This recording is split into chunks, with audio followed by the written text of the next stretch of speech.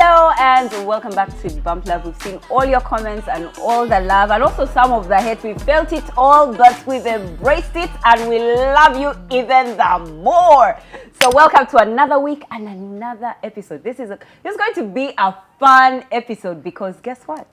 We have a guest. Yay. Our guest is none other than Deborah Nantongo. She prefers to be called Ntongo. She says she's romancing the name just before she gets married.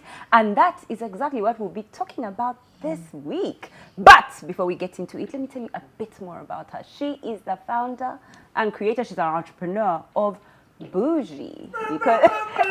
Bougie, right? Bougie, right? She's also a co-star on Kampala Cream. Kampala Cream hit our screens and we absolutely loved it. But more than that, she's also a farmer and she loves to farm eggs. Oh my. Oh my. Yeah. Welcome to the show, darling. Thank so you for good to have you. Thank you. The pleasure's mine. Talking about clothes and bougie and all of this stuff.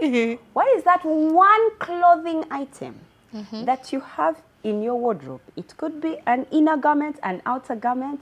That one clothing item that you wear the most.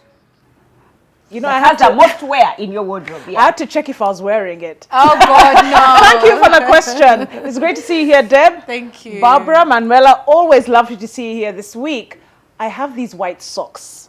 I've washed them so many times, they're not white anymore. I wear them for exercise.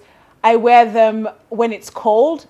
But most importantly, when I'm not feeling well, I sleep after putting garlic and onion in them. I wear them with onion and garlic when I'm in bed. Yeah. Yes. Those are the white socks. They're that precious to me. And you wore them more than any other garment. Yes, those are my white socks. They are white socks. So I have other white socks, but I always find myself being pulled towards these particular ones. It's like they understand the assignment. They get you. Yes. They understand you. We have chemistry. Awesome. Mine is a little... It's between brown and gold, durag. Oh, Satin, lovely. Yes. So I'm one of those people that doesn't want to wake up when the hair is facing east, west, north, south. I want to look organized, even when I wake up. Good. So I wear it know. every night. Even if I'm going to take a nap in the afternoon, I will wear it because I don't want to wake up from a nap and still look like lightning went through my body. So that one, that's the one. Okay. I'm listening to you guys. I'm just like, when I talk, mine ain't gonna be funky. Yeah. For me, honestly, I love comfort. I choose comfort over anything. And I have these house bras that I wear. It makes you feel like you're not wearing a bra. So it's because of my boob size, I can't walk around without a bra. Yes. So at home, I just throw them on, and they make you feel like you're not wearing a bra. Oh, good. So for me, I choose comfort over anything. Oh, that's good. Good point. Mine is not a home bra. It's a real go out bra. It's black in color. And you can ask it, how many times have you been washed? Because it's so comfy. Now, let me tell you a story. I always like the big cups, padded bras that that Woolworths sells. Then I chanced upon. I went shopping with Rachel, who used to be a host on the show. I went shopping with her, and she told me she loves these netted, like they're just the breast just enters natural. Naturally. You people, I cannot let go of the bra. Now, when I went back, that style was Out sold of out. it was sold out. Oh, dear. I was like, my God, you guys, I need this bra again. It just fits. It's netted. It's sweet. It's nice.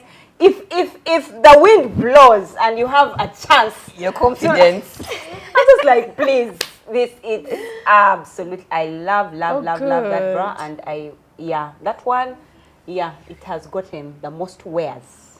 So today on the show, we're going to talk about Hit me. interracial relationships. Relationships with people from people talk about how I've gotten married to someone from another tribe, this one's a whole other race, out of Africa, out there. So we're going to talk about that, and that's why. Is any of you married to anyone else? No. Yes. Yeah, We'll have our race. time as a guest on the show, and then we'll When discuss we that. discuss which one, We'll which discuss race. that. Today it's Debbie. Today is Debbie. So, welcome to the show. And how would you like to tell us? And I think it was like one of the most asked questions, or one of the most asked questions you get. How did you meet your current partner? That's a question. Yes.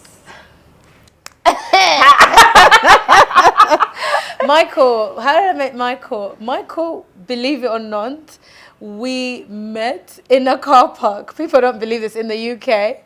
I just finished work, and then I was leaving work, and then I think he looked like he was stuck, but then later on he told me he had noticed that's where I work. So when he realized that, okay, she usually finishes at this time, he was there, we had a chat, we exchanged numbers. But we never had a date for like a month later because of how crazy my work is. And then I remember that day I actually called him to be like, you know what? Because we kept on trying to arrange to meet. And because I was working crazy hours, I remember telling him, I was like, I don't think this is going to work for me. I barely have enough time to sleep. Later on, go on a date. And that's when he was like, okay, I'm driving down. And he drove 3 hours. He drove 3 hours to come on that date, and we had the best date of my life. Like, we spoke all night. And I remember we both walked off thinking, this is too good to be true. Like, it just felt so good to be true, because I was like, I've never met someone I've connected with like that. And yeah, we got serious immediately. Yeah, we got very serious so quick. And he's a very, if I know what I want, I'll go for it. We both dived in so quick. Yeah. Oh, wow. Yeah. In a car park. So what kind of work were you doing, like, at that time? At that time? That was that, yeah. Yeah, I was working in a hospice. Okay. So basically you look after people right before they die. Okay. So it's basically just assisting them and just making sure that they die comfortably. So I used to, because I had this budget of, I need to save up for my chicken feeds, my cage birds, my restock bougie. So I was working literally 7 days a week. And if someone cancels a shift, I'd be like, I'll take it. I was even known as chicken feeds girl. Like, people will be like, if you cancel a shift, Debbie will take it, you know? So she needs the money. yeah, I was so keen to just finish what I'm doing, and I was away from my son at the time. So for me, I was just like, time equals money. For as long as I wake up in those 24 hours, I'm meant to be earning. So to see time going on a date, I'm like, for what? When I can get a shift. And then it all paid off, because now here we are in Uganda. About to get married, actually. You know. But so how does he know that you're working at this hospice? Does he have somebody that, or is he visiting a nearby office? Like, how is it that he sees you, he notices you, he likes you, and so he's waiting around in a car park? No, I don't want to make him sound like a stalker. He just, I think we had, like, he says he had seen me before, and then someone told him she actually works, because it's in the countryside of like the UK. So it's in Surrey, and then in deep Surrey, it's not that busy. So someone did tell him, oh yeah, those are the girls that work at the hospice. Yeah. So one time he was there, and he just saw the time. I was like, okay, let me get a chance. Let me shoot my shot. Yeah, let me shoot my shot. Yeah, but yeah. Oh, wow. Yeah. What I really appreciate about your story is that clearly you value your job, and you put in so much time and effort into it. It's no longer a job, it's work. It's an experience. You put in so much value, and you get value back. You value time as well. Value time. And thinking of a date and how much time it would take, you thought, how am I going to do this? But then the experience was so organic and so natural. And that exudes beautifully. And I find that it's a challenge when people like to other people. They put them in the other space. Why? It's part of the experience of love. What do you feel when you are othered just because you fell in love with somebody that didn't fit into that stereotype or the traditional form of somebody who looks like you and came from the same tribe or country as you? Because it's such a beautiful story of how you met, the organic experience, the value you have, you're glowing. And some people who don't know how to appreciate that decide, let's put her in the traditional box. and other them? How does that make you feel, the reaction to Well, that? it makes me feel sorry for them because they're missing out. Yes. I feel like when I see Michael, Yeah. by the way, I never thought I would end up with a Caucasian man. Like, I never thought I would end up with an English man. Never in my life. Growing up, when I was dating, I used to only date, like, black guys. Actually. Going down the list? Going down the list. Yeah, I had a Filipino boyfriend at one point. Oh. But yeah, Right. Yeah, he was half Filipino, half Sierra Leone. But he was still black. Right. Yeah. So I never thought I'll end up with a Caucasian man. When I met Michael, and then when we spoke and we connected, that's when I realized, Yeah. now that we're 2 years later, I look at him.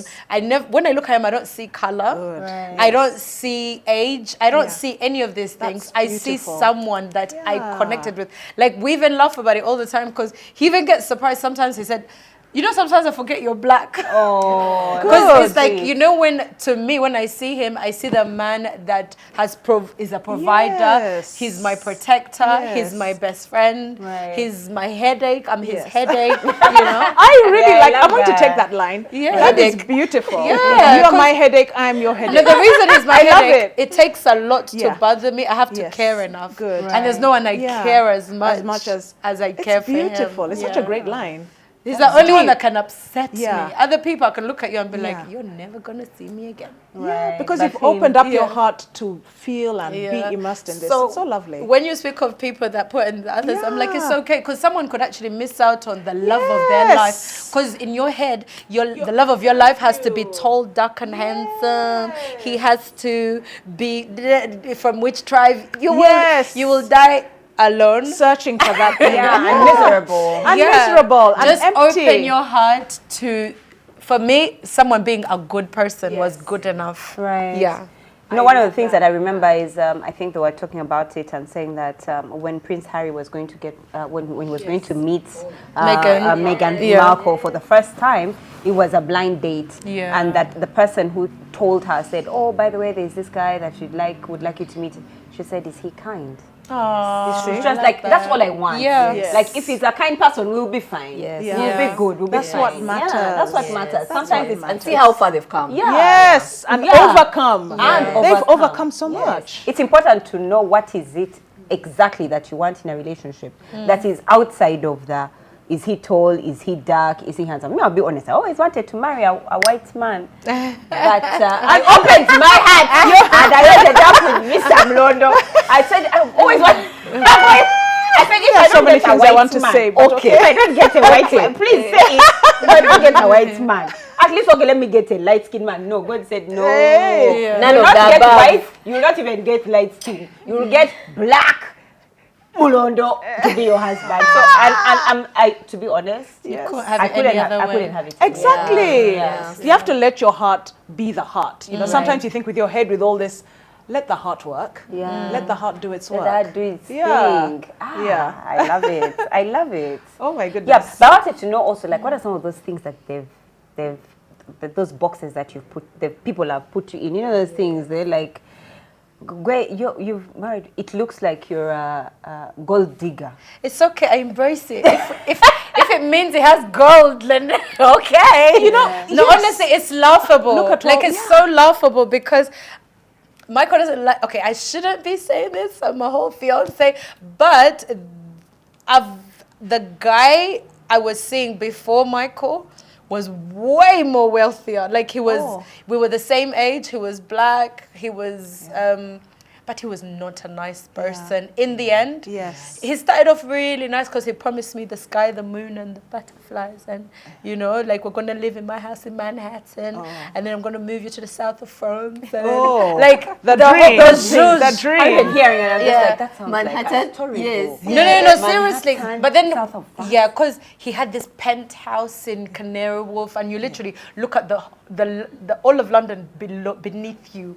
You know, so the life you got used to. But do you know what made me because it's laughable when you hear people think that, okay, if they realize that not that I walked away from, but I walked away from someone that has money, Yes. and I chose myself. Yes. So money is not what keeps You me. chose So I get yourself, that yeah. stereotype a lot when people are like, oh, she's with him because of the money. I'm like, of course you're gonna think that, because you don't know what real love feels like. Yes. You know, you don't know what it feels. Yes. You don't know what it means to love someone unconditionally, regardless of what he brings to the table. Like, everything people think I'm with Michael for could wake up, God forbid, and not be there, and I will still choose him every day. Wow. Because there will never be another Michael. Yeah.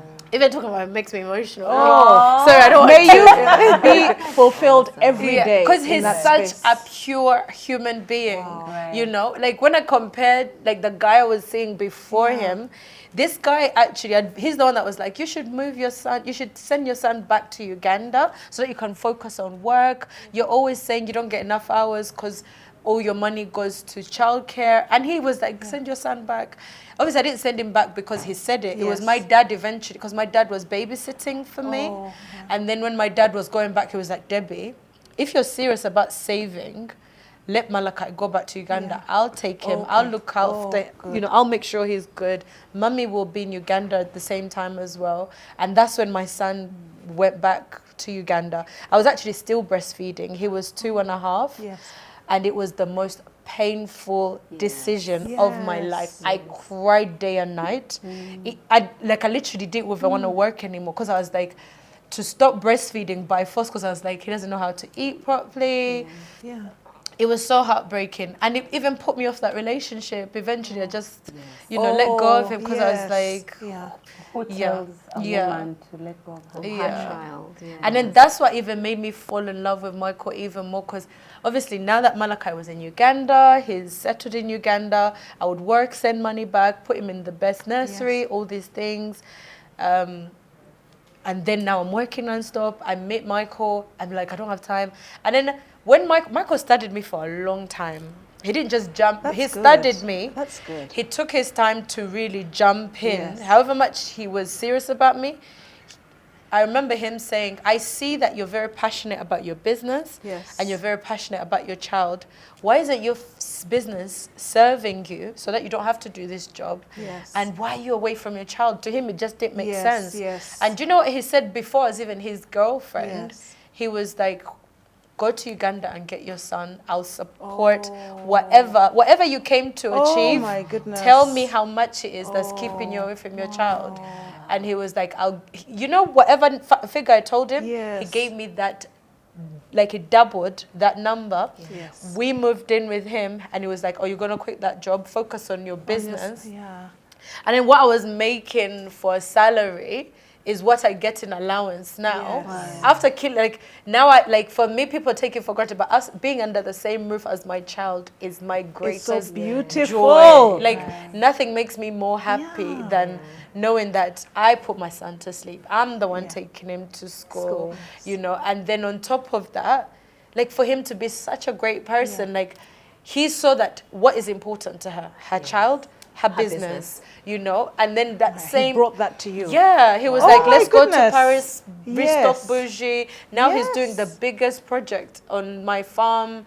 He's expanded it to this is what I prayed for, and this is what God you got. has used Michael He expanded the to give us. territory. So Good. when people don't believe in prayer, to me it's laughable, because I see how far God has got me. So anyone that's so narrow-minded and think, so when you chase, I feel like people that chase someone because of money, you will end up with a man without money. You will end up with a man that pretends he has money. That's true. And there's so many. Yeah, so many. You have a man that is pretending to have money. But if you go for someone that genuinely loves you, a man will work and do whatever it takes to make sure you have everything you need. Because he loves you. So we've addressed a little bit of the challenge. Just by talking about the impressions and biases people have over you. But there certainly are some other challenges that you faced being in an interracial relationship, but also having a child come in with you. What are some of those challenges that you can share with us so that, you know, somebody can learn from it, but also there might be someone going through it and they'll be like, oh, so it's not just me. Yeah, Yes, what? that's What are true. those experiences? Honestly, to me, that was our biggest challenge because the other stuff doesn't fade us. For me, it's the whole, I'm a single mom. You know, will he ever love my son? Like, it's always in the back of your head. And then because we moved in with him, and this man was single for like 5 years. Like, he's used to traveling the world. And he's always described it as his furniture was his forever furniture. Because he's like, you have furniture that you start with when you're building. Yes. And then furniture that you're like, One this with is children. the one with children, yes. Now they can step on. Yeah. And then for him, he was like, I have an empty nest. His children are much older. Yes. They've moved out. And after his divorce, he was like, I did my house the way I've always wanted. Oh, well, that's he good. has like Yeah. white furniture. I've never been in a house with white furniture. Our home is now. Oh my No, but goodness. I've always had white furniture in Yeah. my life, and I've trained kids. That must be to- spectacular. No, you just Like train it's- them. It's how you train It's them. true, Yeah. yes. Sure. Yeah. I like that idea. Yeah. So I always had that fear, will he love my son the way because for me, that's the only thing that can actually really make me leave someone. I don't care if I saw you come down with the angels and God said, this is your man. And get him to you. Yeah. If I feel like it's unsafe or it's like my son's not being Yes, loved, yes, I yes. would walk away. Yeah. So that's something I really struggled with because even I'm sure even he wanted a girlfriend that Yes. has no kids, Yes. and he did tell me these things. We had these ugly conversations at Yes. the beginning. I remember it was my birthday and he had taken me away for like a spa thing and we were sitting and he was like, so these are the reasons I think we will struggle to be together. He was like, my age, I'm much older than you. He's in his 50s. Yes. And I'm in my 30s. You can guess if it's mid or early. You end up I'll leave it to your Yes. imagination. Yeah. You are youthful. Yeah. So he was like my age and my race, race, like we're both, and then he spoke about financially. He was like, I'm very financially stable. Like he's done so well in his life, and he's retired and he's just enjoying the fruits of his labor, and I'm in the struggling of still building, in the building phase. So because he's like, you don't own a house. I remember that. I was like, I'm a woman, what do you mean? I'm meant to be given a house. I was like, I'm a woman. Like, am I meant to have a house for a man to move in? Where? Right. I'm not that chick. Yeah. And then he was like, your financial status, He broke it down. And I was sitting there crying, like, Oh. but he was like, I just need you to understand. Yes. These are the challenges we'll That we're have. gonna go And then he's like, and the fact that you have a child, not even just having a child, but a young child. Yes. So he's gonna go back to the whole, and then crying and blah blah things blah. that he finished a long He time was like, ago. I've done my time. Yes. But I remember he was like, because I love you, Yes. I will try. do this. Because he did Yes. admit to me, it's gonna be hard. Yes. It's not what I want, Yeah, but I will try. It was an important conversation to have. It was Right. And he's necessary. tried, honestly, Right. because I think every 3 months I bring a new kid in the house. I'm like, so this is my nephew. Come here, stay with us Oh for my a gosh, while. it's such a Mami Deb thing to do.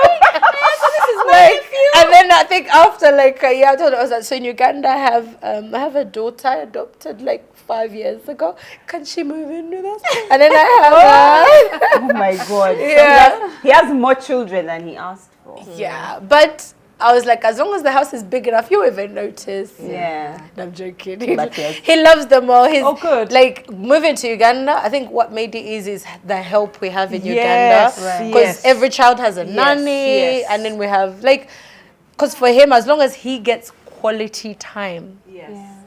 bring as many kids. Yeah. Yeah, As long as he gets you. Yeah.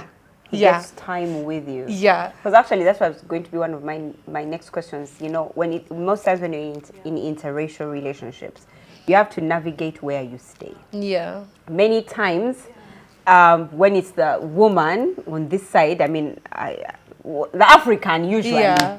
leaves to go to greener pastures, or you know. But for you, it was the other way around. Yeah. So that happened because when we were in Somerset, that's where Somerset is like the, how do I explain it?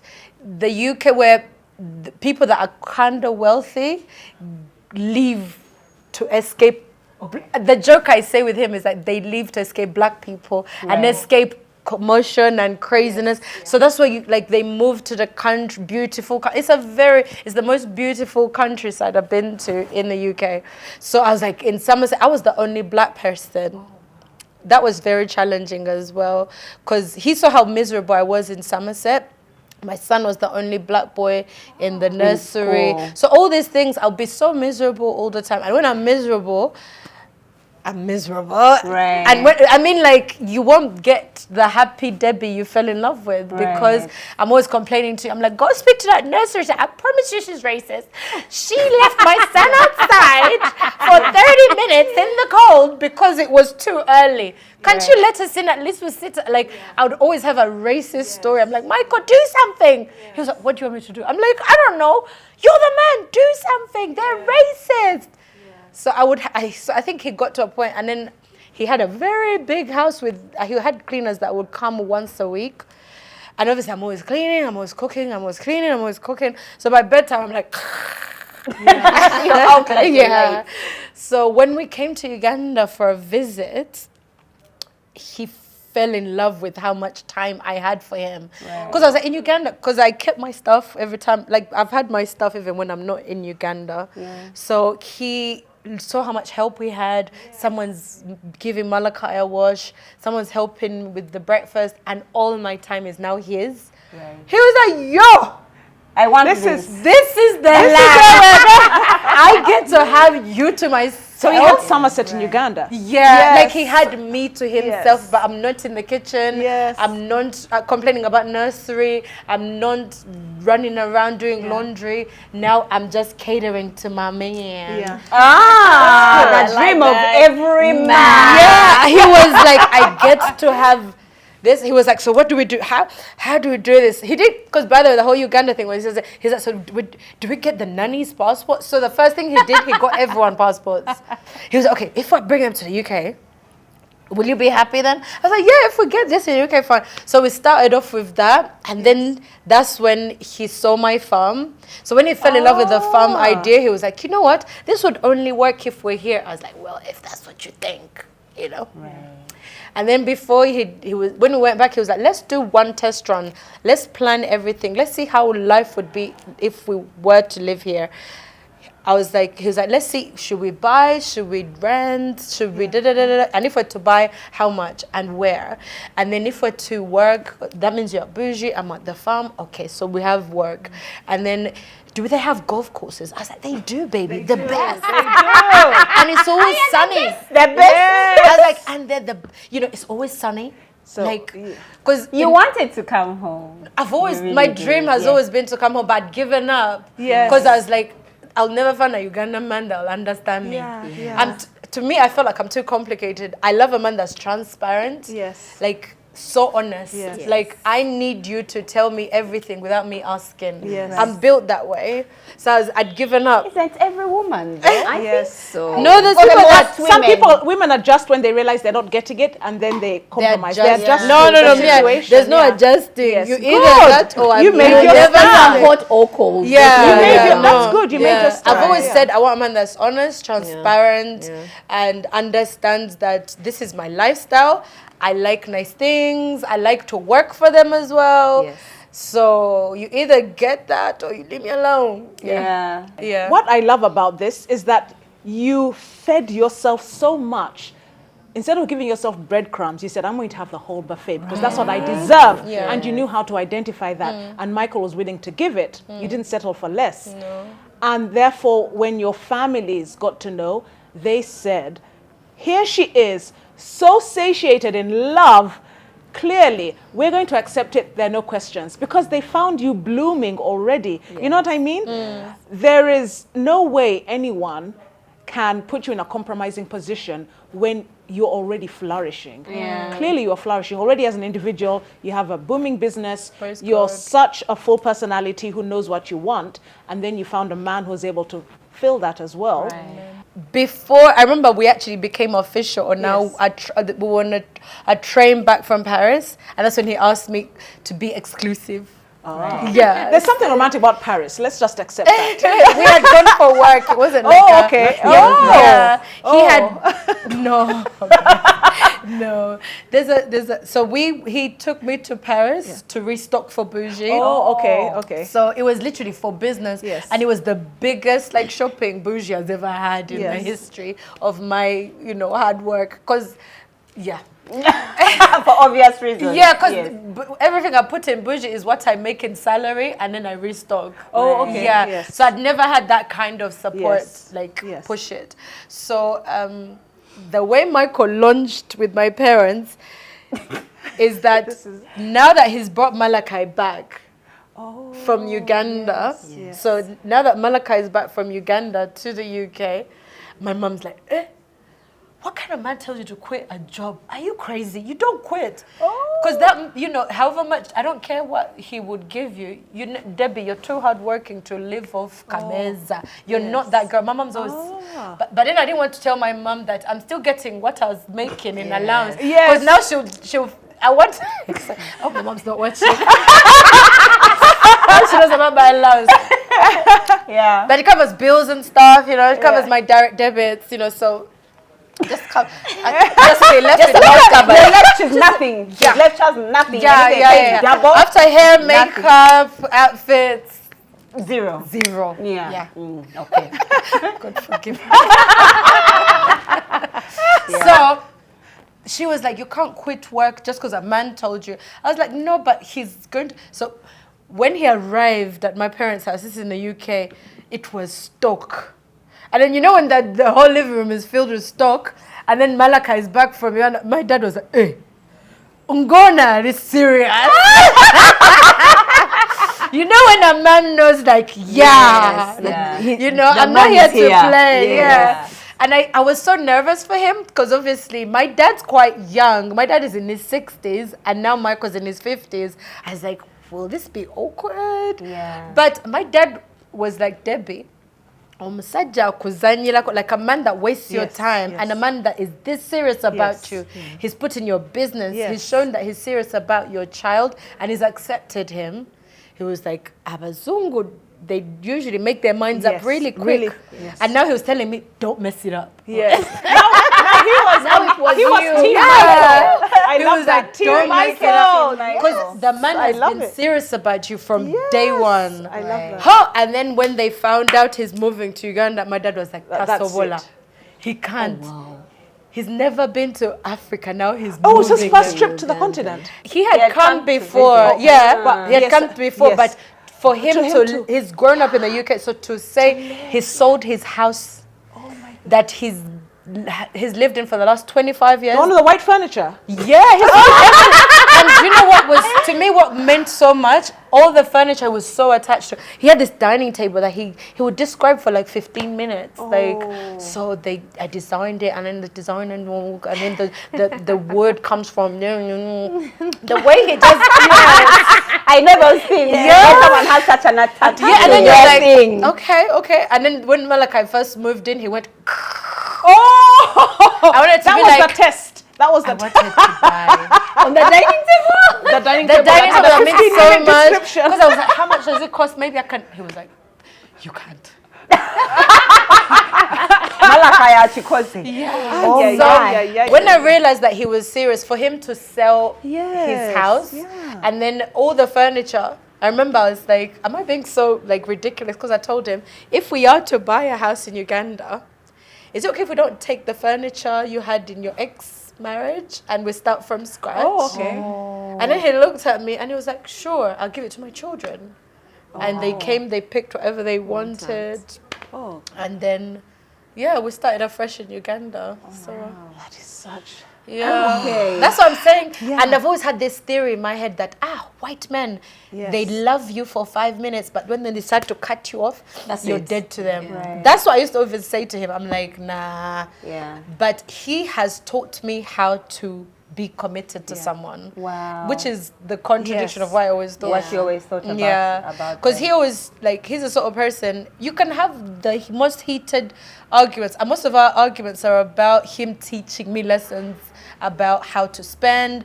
He's like, you always prioritize other people. Will these people show up if you need them? I'm just like, yes, they will. They will, I promise. Then they don't. Good. No, not that they don't. Not that they don't. They don't. No, but No, he's just built as an island. He's Yes. just always has this mindset of everyone needs to work for. If you want something, work for it. You know, like he's built that way. And I'm like, no, this is Africa. We help people out. If someone dies, we come We together. pay black tax. He was like, you think these people are gonna pay for my funeral? I'm like, I hope so. when you think of British traditional men, would you say he's a British traditional man? No. Not at all. No, he's the Yeah. opposite. Really? Yeah, Yeah. Michael has African in him. Like, you know Really? that African where men are like, this is my wife. Yeah. What does my Yes. wife want? Yes. Yeah. Right. Yeah. British men, I've met, like, actually I won't say, but British men are very, like, you'll find some that are very 50-50. Like, if you're doing, like, because I've seen husbands that let their wives pay half the mortgage, and Yes. I've never understood that in, like, and yet Yes. African men, there's some African men you'll find that don't make so much, but they'll never But let their they'll make sure wife. that they Yes. pay. Yeah, like They he'll are the make provider, even when she earns more. Yes. Yet Michael's not like that. Michael's very, you know, like my wife shouldn't struggle. Like if you need something, it should be there. Yes. And I'm just teaching him the whole. Don't keep an eye on it, on how much I spend. Just Yes. allow me. Dear, that's what a traditional man will do. Make sure. Yes. Keep tabs. Yeah, on Michael you. will be like, because even like with the conjular planning, he's always like, I need receipts of everything. That's going to be, wow. Yeah, That's and going to be a I was difficult like, one. it will give you a headache. Absolutely. Just trust me. Yeah. Just trust the lump sum. Yeah, but What are some of the things that he's really loved about Uganda? Of course, he loved the farm, and he liked the fact that you had time together because there's so much help around. What else did he like about Uganda as a place? Yeah.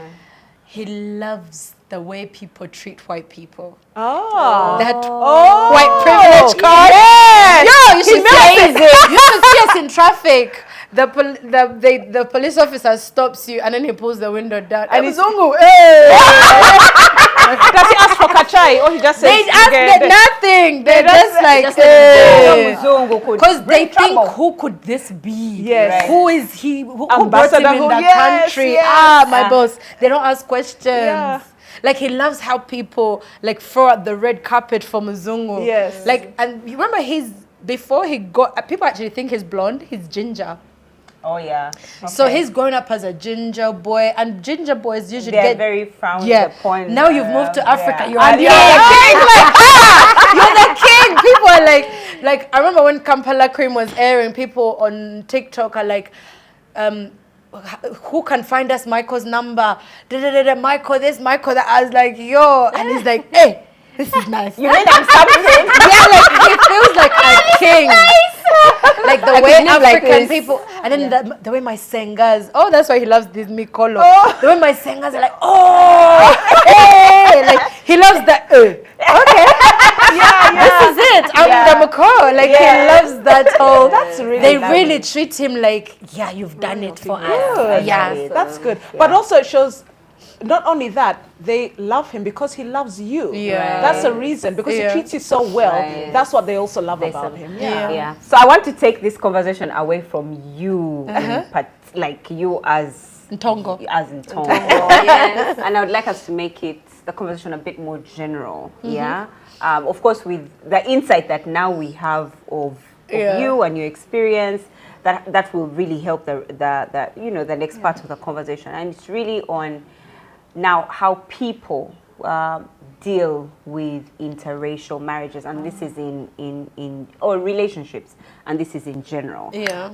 I think one of the things that she had started to allude to are some of the challenges that they go through, that maybe you've seen or not seen, but at least you have an idea about. I don't know if you have an association of women with white men, WWM. That is new. That is new. I'm just kidding. But like when you're having those conversations, like what are some of the things, some of the challenges for someone who might be out there saying, "Me, I want a rich," I want a white man. Like what are the challenges that you see that they're going to experience? So other people, actually, we do kind of have like at the golf club. Golf club, all the wives, most of these guys marry black women that are here. So he got lucky that he met guys that have been here for like 20 years and they live here and they got married. They're English, and some have very bitter stories. Some have of being used by a black woman. Oh, we are coming into that.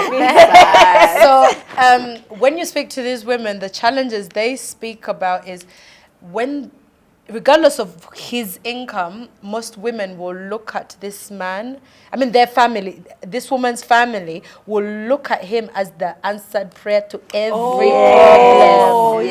Every problem. And people don't realize some of these cultures are not raised that way. They're not raised that Senga's problem is our problem. Finge dying is our bill. Gundin hospital is our bill. So they're not have school fees. It's our bill. So they're not raised that way, and you'll be lucky. By the way, and then put that one. Put it at on the part side. B. Part A. No, that one is part B. Now part A. The biggest challenge they have, most of these guys that they don't want to get married. Like they're usually they've had like traumatizing stories. Because all the women that I know, I hope they're not watching. Because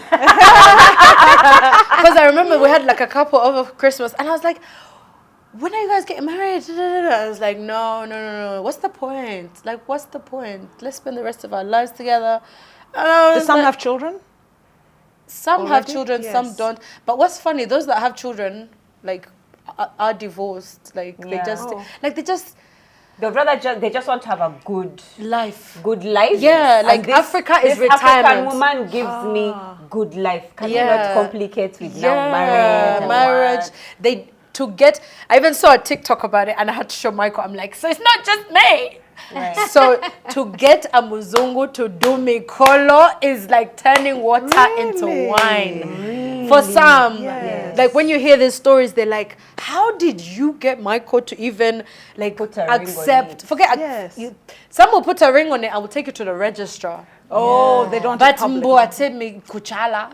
I take kwanjula. I take kaboka mwala. I take no, what's this one? Mutwalo. Like all these things to them, they're like, why? It sounds like I'm buying you. Sounds like I would never put my daughter through that. You'll hear people like, to them it's like a whole different. So that's the biggest struggle I've seen with these girls, and I always feel bad because I'm like, here's a card for a conjurer. After all of that, you're like, you're invited. So that's the biggest thing I see they face. And then obviously the family is expecting him to be the savior. The Moses. The Moses, Take you know? To the promised land. Yeah, like rescue us from, slavery. Wrong word. Yeah, no, but the truth is, many times when you see a white man, you just like remove us from our slavery. Yeah, and like you forget that they're the ones who took you the first time. There's always the impression that the white men are using the girls here. They won't marry them, and then when it's time to go back to their countries, they just up and go and leave them here. We've had quite a number of those stories. Really? And when you see them together, the first thing on your mind is, she's just after money, and he's just here for a good time, and that's about it.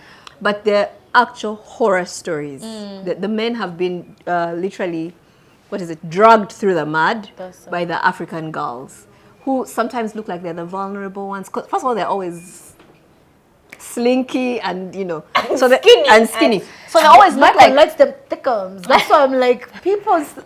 So you see, it's a stereotype as well. Yeah. Yes, but can you share one or two stories that you've been told without sharing the names? Of the horror stories the men have gone through, because some of them are so genuine.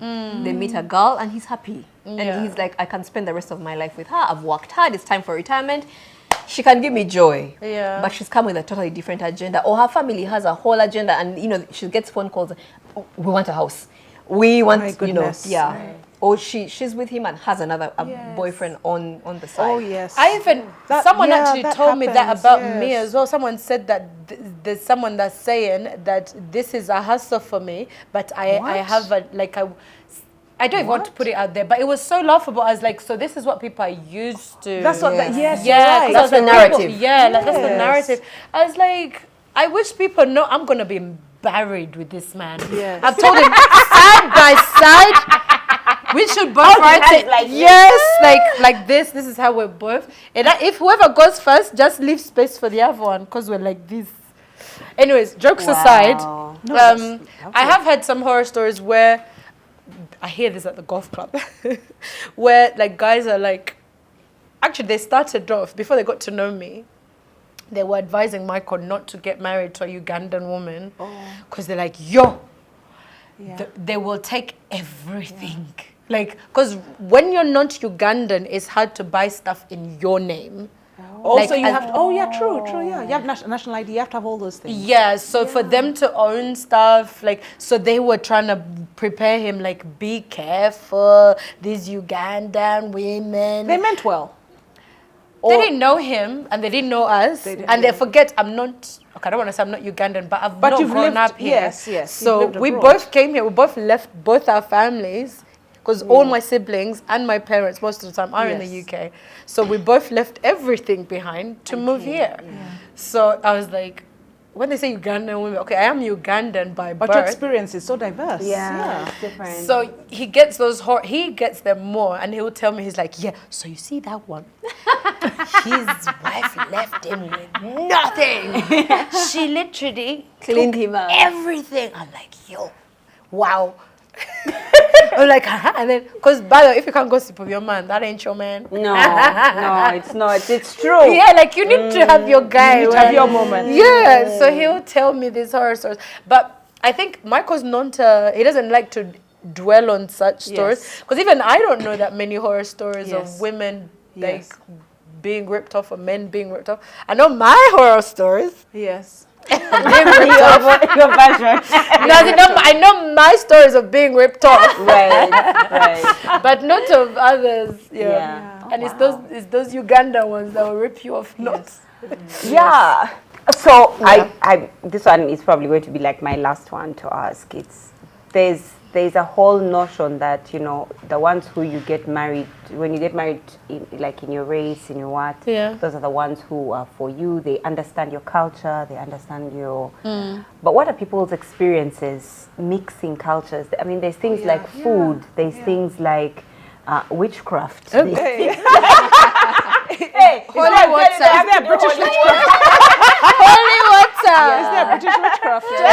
Yeah, British witchcraft. No, but I'm saying this in general, because as Africans, in general, we have a certain way we do things, which might be a shocker to others, and vice versa. Even just relating with families, Right. the way we relate with our parents and relatives as Africans or Ugandans is probably different from the way the British relate with them.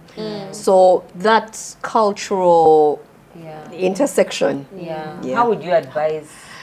I think... How have you dealt with it, and how would you advise? Because for me, I've had it easy only because of how nice of a person Michael is. He's such a people's person. Like when he meets my mom, he's so kind. And even before dating Michael, I used to worry, like before bringing him to my family, I used to worry of how is he going to be around my mom? Does he realize you don't get up and be like, so Rebecca, But I think it all comes down to manner, like someone's manners as well. So he's a very Mummy, is it okay if we da, da, da, da, Oh, that's da? beautiful. So he's naturally a very humble guy. Right. So that helps. And then when it comes to like him understanding the culture, I think we've only struggled with the Kwanjula stuff because I remember he made a joke, and I've said this on Kampala Cream before. He said, Debbie, you've been married before? I was like, yeah.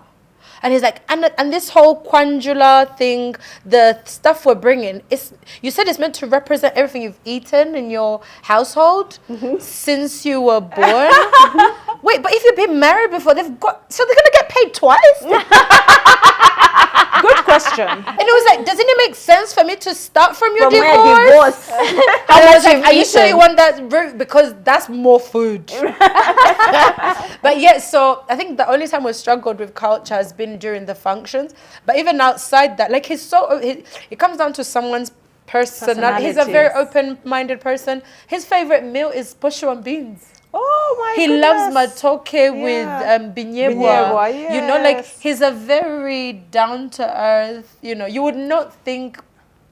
Like he's so he makes me comfortable because of how humble he is, and I think that's how we got on. Yes. Because I remember when we first dated, I didn't know like how much money he had.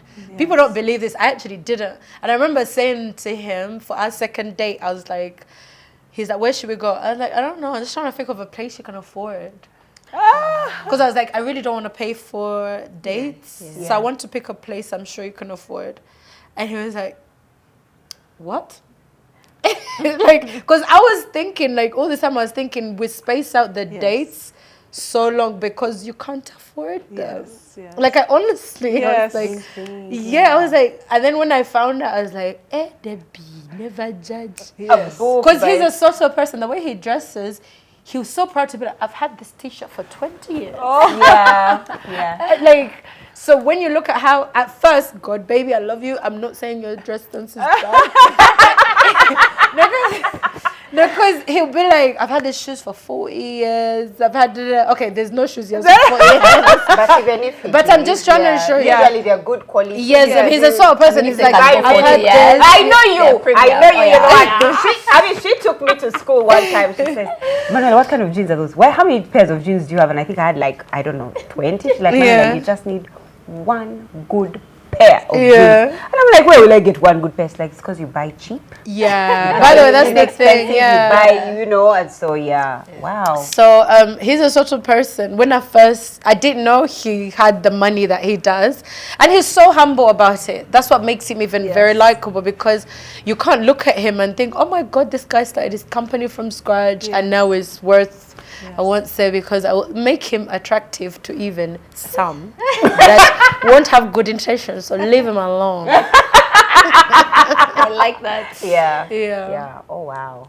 Meeting you for me means, and hearing your story means that if you're out there and this is a person that you've met, it should be about the person, and not about their race, color, not about their tribe, not about how much they earn, not about, because indeed there's that someone that's there for you, that understands you, that knows you. So let us know in the comment section, what are some of the things, the stereotypes you've had about people that are in interracial relationships. Let us know in the comment section, and let us know how they've actually been demystified in this interview with Mami Deb. Would like to thank Cadia Fashions, where we are today, who have dressed us up, made us look like $1 billion. If Michael saw us, he would be like, you look like you have money. There's money. There's money. There's money. So thank you so much, Cadia Fashions, for dressing Barbara, Beverly, and I. I also want to appreciate each of our glam squads. Guys, we have glam squads.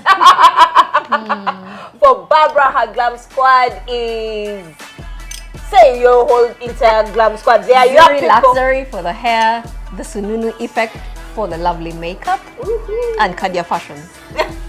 Madam. Early this morning, Nisky did my makeup. She understands dark skin tone, which I appreciate. Thank you, Nisky. Ooh, thank you. And Tina Brows, thank you so much, girl. for all that you do on my face to make me look beautiful. And Zuri Luxury for the hair because it has to be luxurious, okay? And for the rest of us, see you next week. Until next time, bye-bye. Bye.